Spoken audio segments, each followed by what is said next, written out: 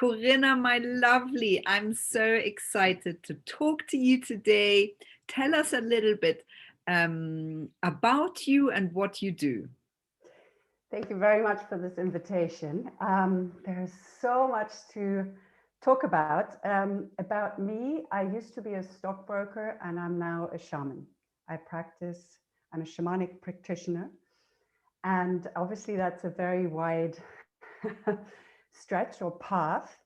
And this is what I'm doing today. And many things have led up to this now moment in time. And it was almost like my entire life has guided me bit by bit into a direction that, let's say 15 years ago, I would have probably outright denied. Yeah, in terms of, if you would have told me, one day you're going to be a practicing shaman, I would have said, yeah, right. Yeah, I know, Corinna, you have to expand. You have to tell us a little bit how you got there, because it's a really interesting story about you starting from being a very successful stockbroker to really changing your life completely and becoming a shaman. So you have to expand. How did you get there? It's probably, there's many pieces of the puzzle. One part, I grew up in a very traditional context. My father's a doctor, my mother was a housewife. I was the firstborn daughter, and I did pretty much everything by the book. According to the rules, I got good grades, and I was very determined.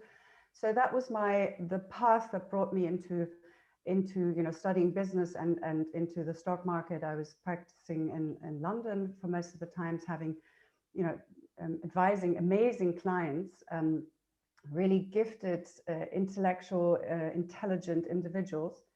But I've always had this other side of me that I would say that I'm only for the last 7-8 years giving it much more room than before, and that was the sort of unlimited, I wouldn't call it rebel, but this unlimited spiritual side of me. And that side is probably the side that wanted to explore always. I've lived and studied from the very early ages in many different countries and places. It was probably due to my mother having grown up in Brazil and us going there many times, that I was curious in terms of languages, new cultures.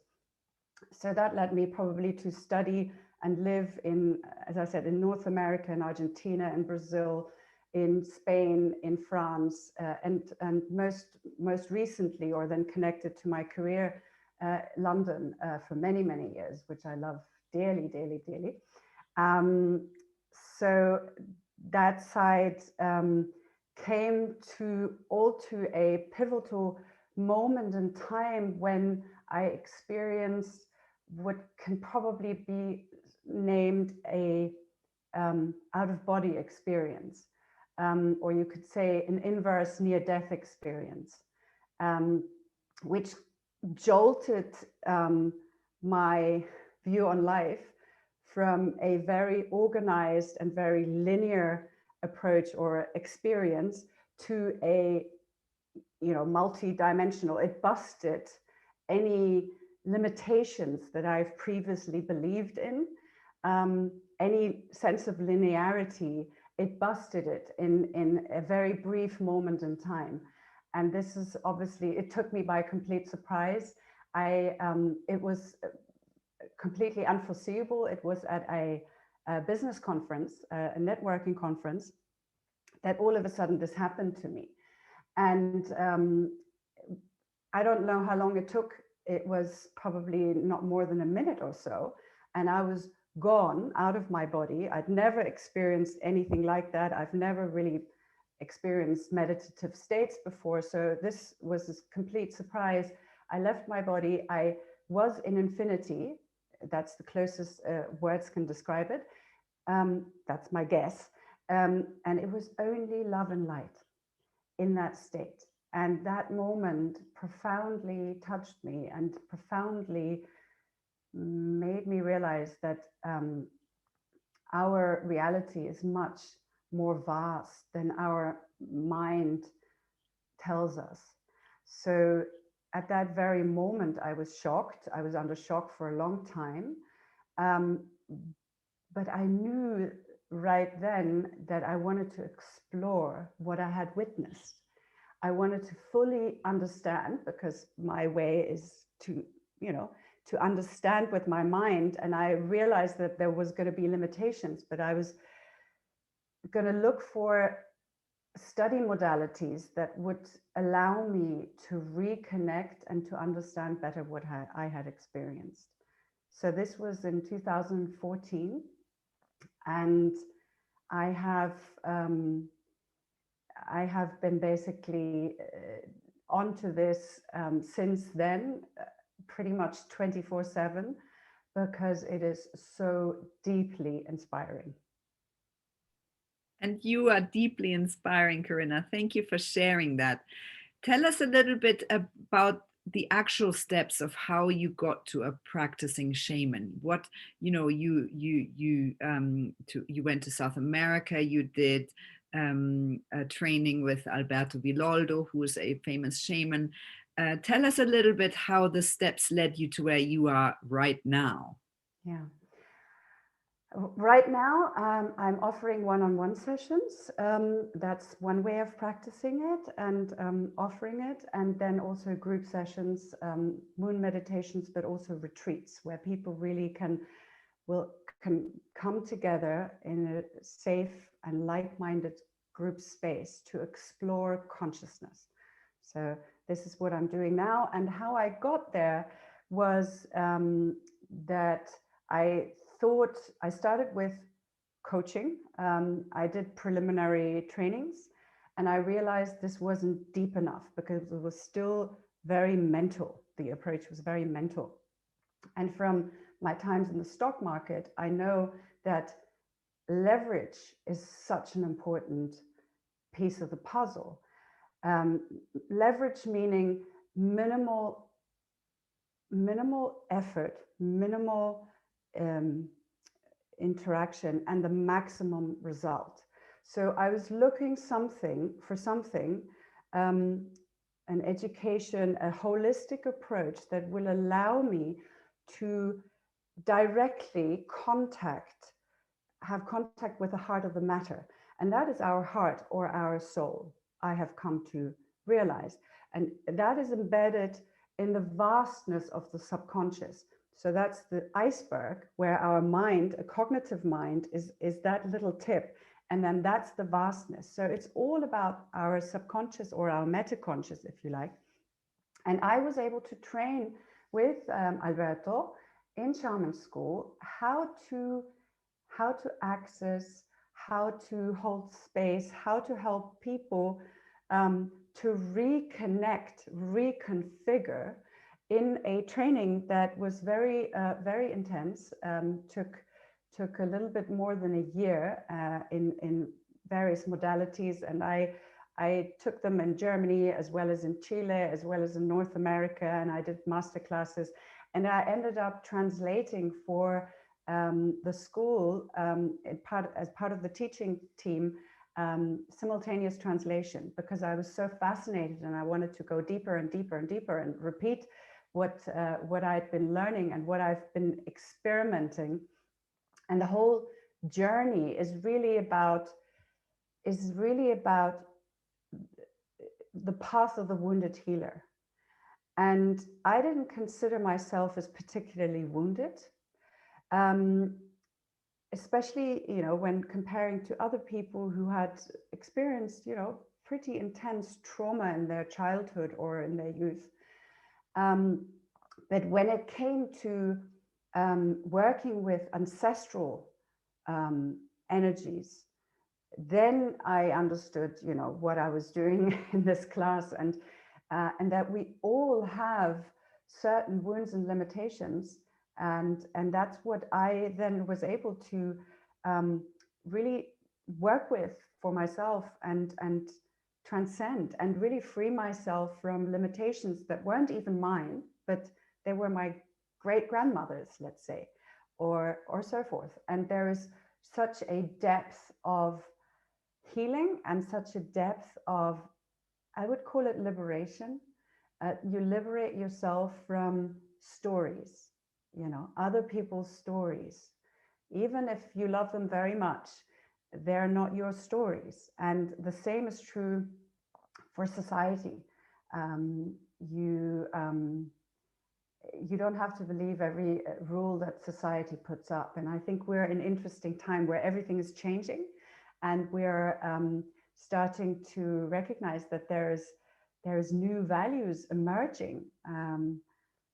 Through all that we've experienced in recent times, when it really was a great opportunity for everyone to reflect very profoundly. So my studies have been really an intense reflection exercise and shedding exercise, and really it's a bit of it's an exercise of you waking up to, I've inherited so many things, like physical things, but also beliefs, and which of these do I really want to carry forward, are really truly my own beliefs, and which of these things and beliefs do I want to pass on to my children?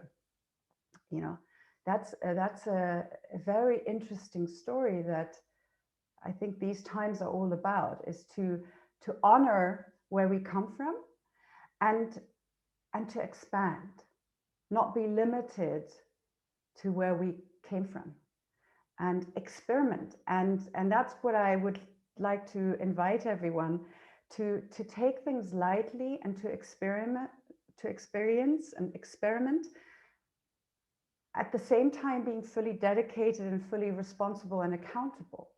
And this is like the dance that I was able to dive deeply into through the shamanic work, is to be totally serious on the one hand, but be totally lighthearted and full of trust and full of joy in terms of all the opportunities that we have, and to be open to be guided on this path. And so that's, I guess, how did I get there? I was looking for something that I didn't know what it was, and for some reason I went on the internet not knowing why, and then I watched an interview, and it was really late, and I'm thinking, what am I doing? I need to catch some sleep.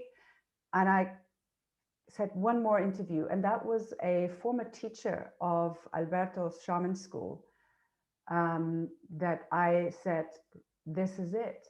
So I found it by putting the question out there, saying, hey, I'm looking for a modality, but it's more than a modality, because I wasn't interested in just purely techniques.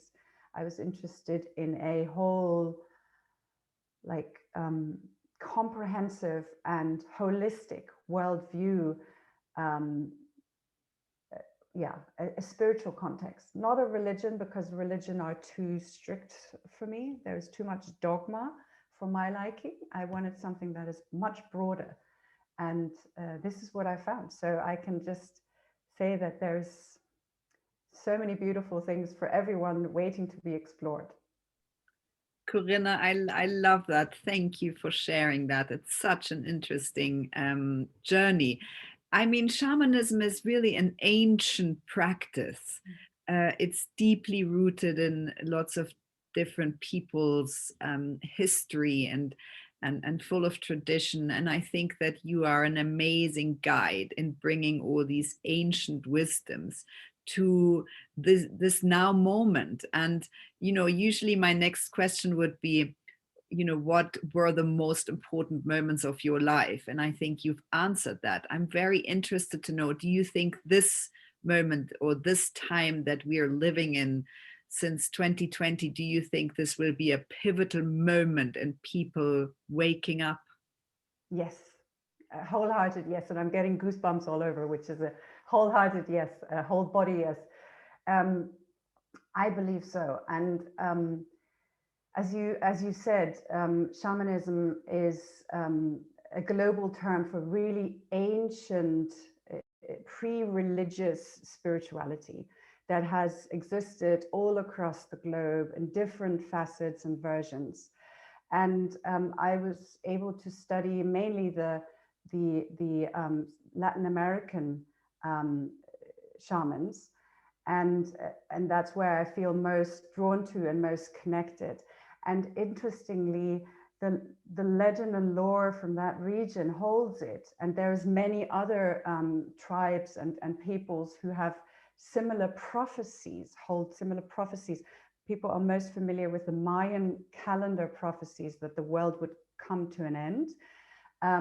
Obviously, that wasn't the case, that 2012 was the date, 21st of 2012. But we are, in our modern world, we're so literal and we're so bound to, we forget the mythic level and the narrative beyond the actual words. And the actual words weren't meant to say it's going to be the end of the world. It just meant it was the end of an era. And many, even astrology, many different beliefs or sciences even talk about this being a transition phase. And we're entering the era of a new human. We call it the Homo Luminous, the enlightened being.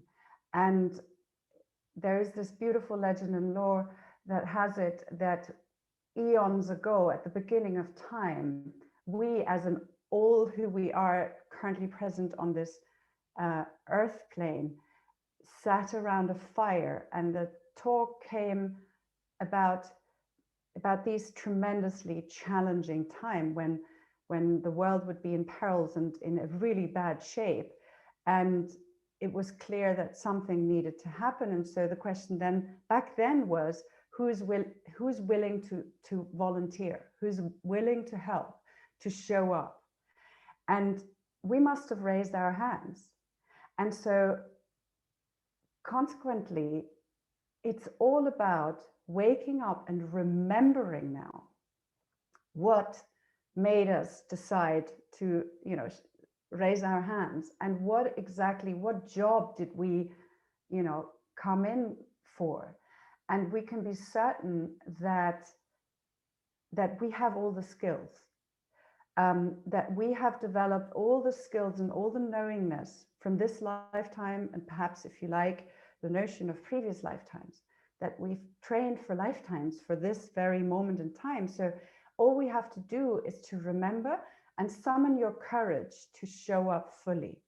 And it really means, it's simple, because it's just showing up fully for you in your own life.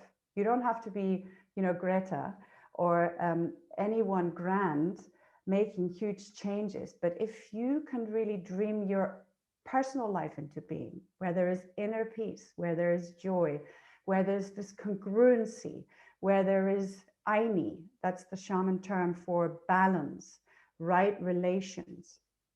We only can come into right relations with the world if we're in right relations with ourselves, and where we're aligned. And we're aligned the moment when we speak and think and do and act in a congruent way, where there is no disconnect. And this is inner peace, and that will then manifest outer peace. And that's what we've inherited. We are all shamans. It's in our DNA. We just have to remember, and it's beautiful to do so. And you're an amazing guide in helping people to get there, Corinna. My last question is, what motivates you going forwards?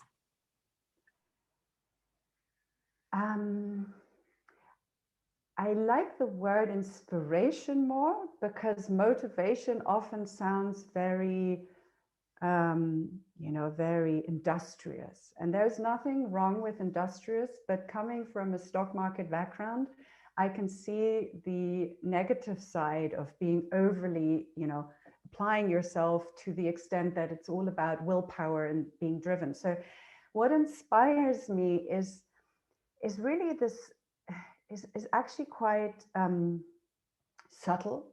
It's a quality of state of being where, talking about myself, I'm